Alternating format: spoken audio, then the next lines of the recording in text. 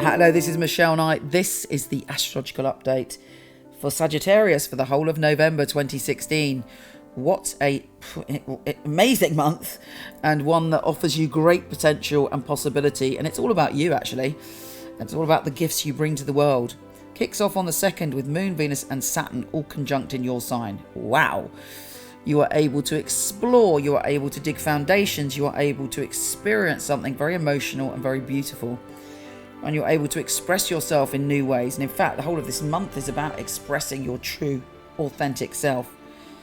Also, I would say at the beginning of this month, you are going to have a great time when it comes to love and lust, with Venus trining Uranus Venus in your sign and Uranus in the position of sexy, happy soulmates, joy, pleasure, and sensuality. And Uranus is the planet of the unexpected, so fingers crossed, some unexpected sensuality and fabulousness and joy is coming to you at the beginning of the month. Now, on the 8th UK time and your US presidential election day, if you're American, there's some very weirdy energy going on and quite challenging. Certainly, there's a massive surprise for the world that day. But if I focus on it from your Sagittarius point of view, we have Uranus, Eris and Ceres all conjunct in your position of pleasure. But it's opposing Jupiter. Some people might not approve of your pleasure and what makes you happy, and you may find yourself having to stand up and say, you know what, this is my life and this is what I'm going to do. But that could also bring about some big changes for you. Certainly be interesting. Let me know what happens there, because I'd be fascinated to know. On the 9th, Mars is helping you speak your mind. You've got a lot to say, and you're very vocal about what you've got to say. On the 12th, Venus is shifting signs and allowing you to feel much more secure in your personal and romantic relationships. And also on the 12th, Mercury, the planet of communication, is going into your sign. So you're like, rah, so much to say.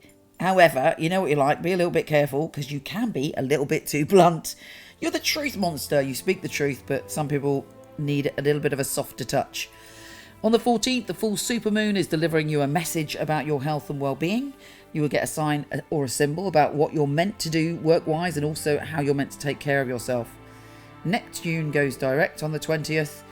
So you're feeling that you've dealt with a lot of soul issues connected to your family, and now you can project and heal in a new way when it comes to home and family. On the 22nd, the sun is entering your sign. It's the beginning of your time. Yeah, baby. It's rock and roll. You're going to be like, yes, I feel like myself, and I feel like getting out and about. Mercury is also conjunct Saturn in your sign on the 23rd, so it's like powerful. And you're able to say, this is who I am, and you're able to lay down very strong boundaries and foundations for your future. On the 25th, it's quite intense for everyone, as Venus is conjunct Pluto.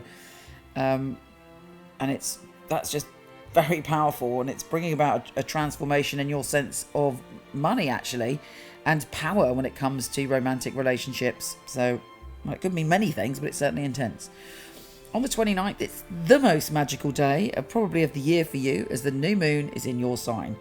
It's where you reinvent yourself, you make a wish, you open your heart to the universe, and you step through, releasing any baggage from the past and go, this is my brand new cycle. This is my time. Take care, and I'll speak to you soon.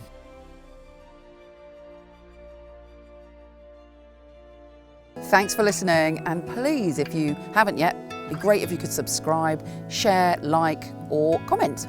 Take care. See you next week.